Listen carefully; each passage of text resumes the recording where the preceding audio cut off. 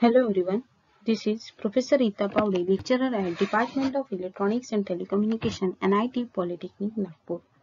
I welcome all for the video series of linear integrated circuits having a subject code 22423.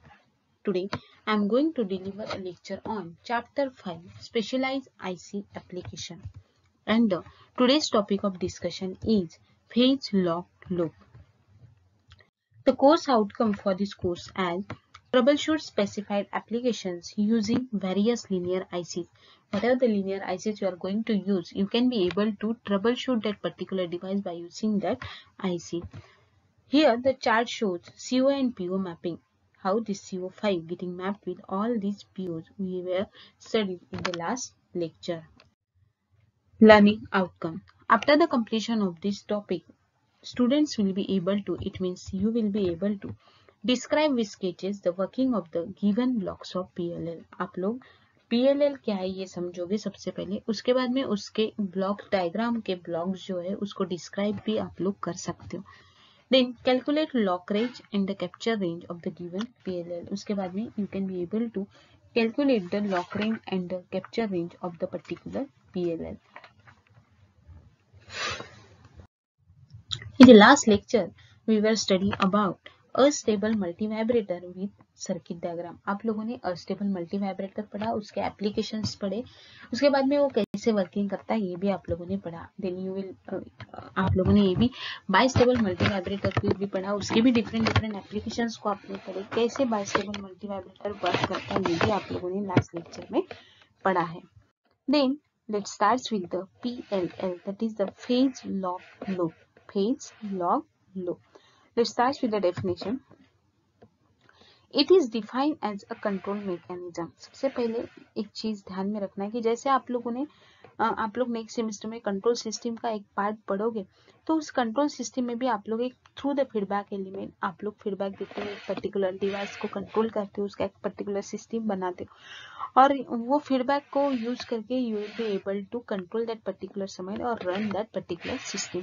तो PLL, it is one of the control system. It is one of the control system in the control mechanism by which the frequency and the phase of the incoming signal is synchronized with the frequency and phase of the voltage control oscillator. ठीक है, voltage control oscillator, it is one of the applications of a stable multivibrator which is used to generate the square waveform. आप लोगों ने already पढ़ा है. It is defined as a control mechanism. It is defined as a control mechanism जिसके कारण आप लोग frequency and phase of the input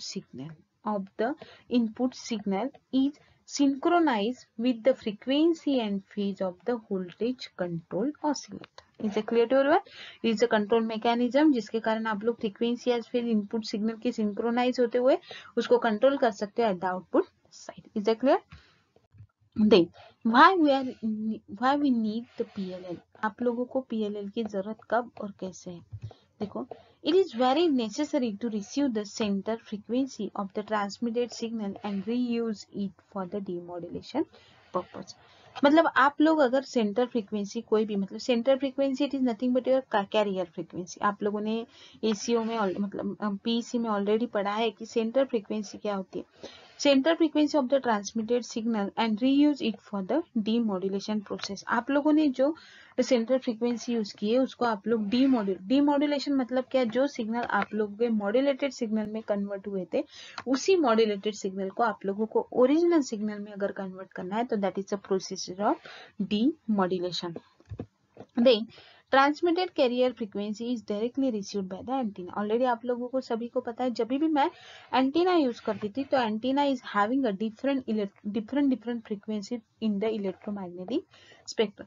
but antenna का काम क्या था कि antenna always takes one of the frequency which he need, जिसकी उसको जरूरत थी वही पर्टिकुलर फ्रीक्वेंसी को सिलेक्ट करता था and all other frequency getting rejected by them, right. Then used for further application and then it will generate the noisy signal.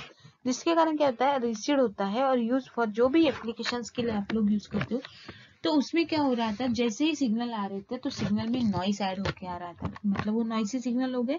Then it is very और जिसके कारण आप लोगों को नॉइसी सिग्नल से ओरिजिनल फॉर्म में सिग्नल लेके आना बहुत जरूरी था. So it is very necessary to generate new fresh noise free carrier signal which will follow the received input frequency. मतलब जो इनपुट फ्रीक्वेंसी आप लोगों के पास थी वही आउटपुट फ्रीक्वेंसी आप लोगों के पास मिलनी चाहिए.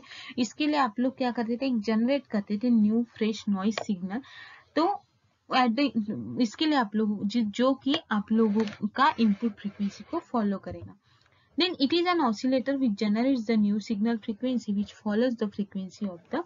जो PLL आप ऐसे भी बोल सकते हैं कि it is an oscillator which is by using the oscillation it is used to generate the new frequency of the input signal. Let's start with the block diagram.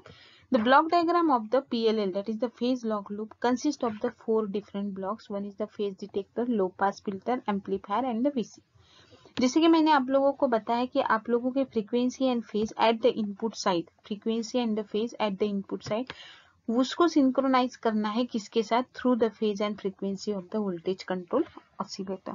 So this is a diagram. सबसे पहले ध्यान में रखना है कि diagram को कैसे याद रखना है, कि आप लोगों को सबसे पहले कि ये जो वोल्टेज कंट्रोल ऑसिलेटर है उसको जो भी फ्रीक्वेंसी पे वो वर्क कर रहा है उसको एडजस्ट करना है through the resistor and capacitor.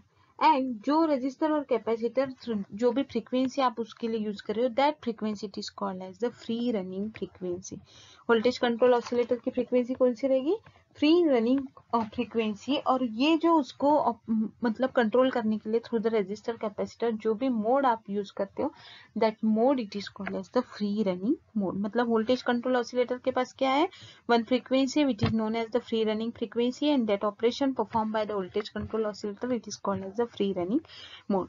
देखो अभी सबसे पहले कि इनपुट कहाँ से आया है, from antenna or from transmitted signal, then it is going towards the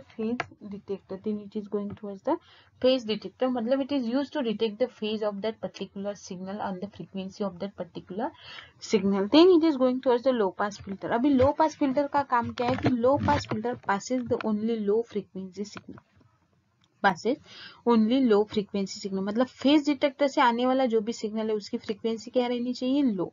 मतलब आप लोगों का सबसे पहले इनपुट साइड में जो सिग्नल रहेगा वो भी कौन सा रहेगा, लो. तो लो फ्रीक्वेंसी सिग्नल को लो पास फिल्टर पास करेगा towards the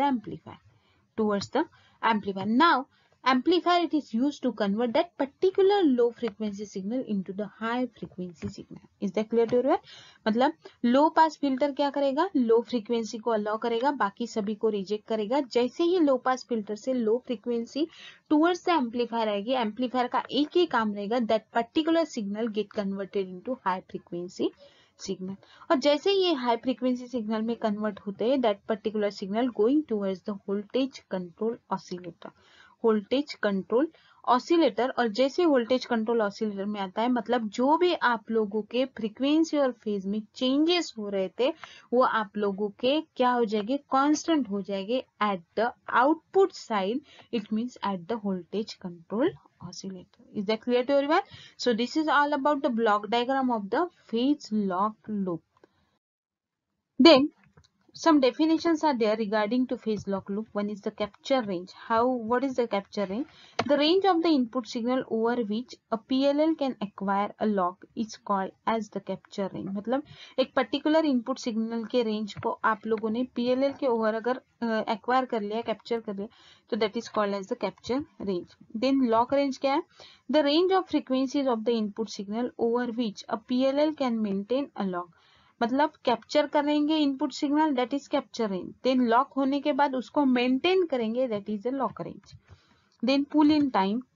the capture of the input signal does not takes place as soon as the signal is applied but takes finite time which is called as the pull in time. मतलब आप लोगों के input signal को capture करने में ये जितना time नहीं लगेगा जितना सिग्नल को अप्लाई करने में लगेगा, तो जो सिग्नल को अप्लाई करते टाइम जो ज्यादा टाइम लेने वाला है, that time it is called as the pull in time. These are the most important definition regarding to PLL. Then the transfer characteristics of PLL. देखो यहाँ पे दिखाई दे रहा है एक diagram which consist of the middle frequency, higher and lower frequency. उसके बाद में एक central frequency in the lower frequency आप लोगों को देखिए तो आप लोग देखोगे कि this is a slowly increasing input frequency and slowly decreasing input frequency. ऊपर का जो फ्रीक्वेंसी रेंज है that is the slowly increasing, ये यहाँ से इंक्रीज हो रहा है। वही अगर आप लोग देखोगे तो स्लोली डिक्रीजिंग फ्रीक्वेंसी है ये।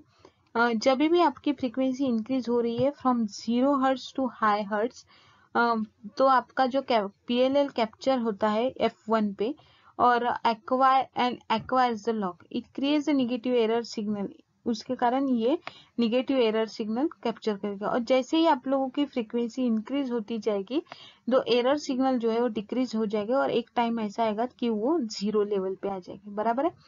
अगेन आप लोगों के सिग्नल अगर डिक्रीज हो रहे फ्रॉम 0 टू हायर हर्ट्ज, नहीं from very high to 0 hertz, then आपका PLL एक्वायर्स एट द, यहाँ पे F3 पे एक्वायर होगा and loses it at the F4, और यहाँ पे एक्वायर होगा मतलब लॉक होगा और वही आपकी फ्रीक्वेंसी यहाँ पे लूज हो जाएगी एट द F4, और जो सिग्नल है वो varies with the frequency with a slope equal to the reciprocal of the VCC. So the lock range is equals to F2 minus F4 and the capture range is equals to F3 minus F1 hertz. So this is the transfer characteristics of the PLL. I hope everyone understand about what exactly the PLL, that is the phase lock loop.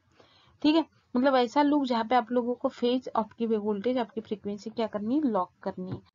So this lecture summarizes with, आपने देखा what is PLL, block diagram of PLL, definition regarding to PLL, transfer characteristics of PLL. So thank you so much for listening this lecture very carefully. In the next lecture we will study about the different applications of PLL. Thank you.